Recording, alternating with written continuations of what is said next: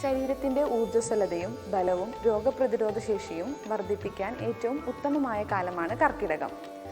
ഔഷധങ്ങൾ ഫലപ്രദമായി പ്രവർത്തിക്കുന്ന കാലം കൂടിയാണിത്. പണ്ട് മുതൽക്കേ നമ്മുടെ നാട്ടിൽ ഈ കാലത്ത് ഒരു പ്രത്യേക ഭക്ഷണ രീതികൾ ആചരിച്ചു വന്നിരുന്നു.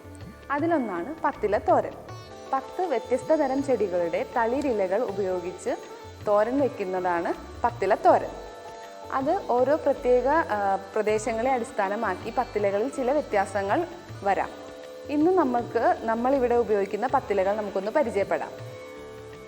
ആദ്യമായിട്ട് നമ്മൾ ഉപയോഗിക്കുന്നത് ചേമ്പില അല്ലെങ്കിൽ താള്. അതിൻ്റെ ചേമ്പിൻ്റെ തണ്ടും അതുപോലെ കൂമ്പിലകളുമാണ് നമ്മൾ ഉപയോഗിക്കുന്നത്. അടുത്തതായിട്ട് ചേനയുടെ ഇല, അതും തളിരിലകളാണ് നമ്മൾ ഉപയോഗിക്കുന്നത്.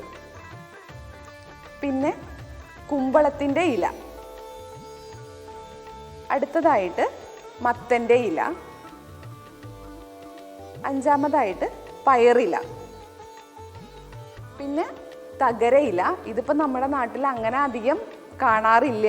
എന്നാലും പണ്ട് നമ്മുടെ പത്തിലത്തോരനിൽ പ്രധാനമായിട്ടുള്ള ഒരു ഇലയാണ് തകരയില. അടുത്തതായിട്ട് തഴുതായ്മ, ചീരയില, ആനക്കൊടിത്തൂവ, ചൊറിയണം എന്നൊക്കെ പറയുന്ന ആനക്കൊടിത്തൂവ. അടുത്തതായി കൊഴുപ്പച്ചീര, അതുപോലെ മധുരച്ചീര എന്നും പറയും. വ്യത്യസ്ത പ്രദേശങ്ങൾക്കനുസരിച്ച് ഇതിന് പുറമെ നമുക്ക് കോവലത്തിൻ്റെ ഇല, വെള്ളരി ഇല, നെയ്യുണ്ണി, മുളകിൻ്റെ ഇല എന്നിവയും ഉപയോഗിച്ച് വരുന്നുണ്ട്. പത്തിലയുടെ ഗുണങ്ങൾ എന്തെന്ന് വെച്ചാൽ ഈ ഇലകളിൽ ധാരാളം മിനറൽസ് അഥവാ ധാതുക്കളും ഫൈബേഴ്സ് നാരുകളും അടങ്ങിയിട്ടുണ്ട്. അതുകൊണ്ട് തന്നെ ഇവ നമ്മുടെ ദഹനശക്തിയെ വർദ്ധിപ്പിക്കുകയും കുടലിലെ മാലിന്യങ്ങൾ അഥവാ ടോക്സിൻസിനെ പുറന്തള്ളാൻ സഹായിക്കുന്നു.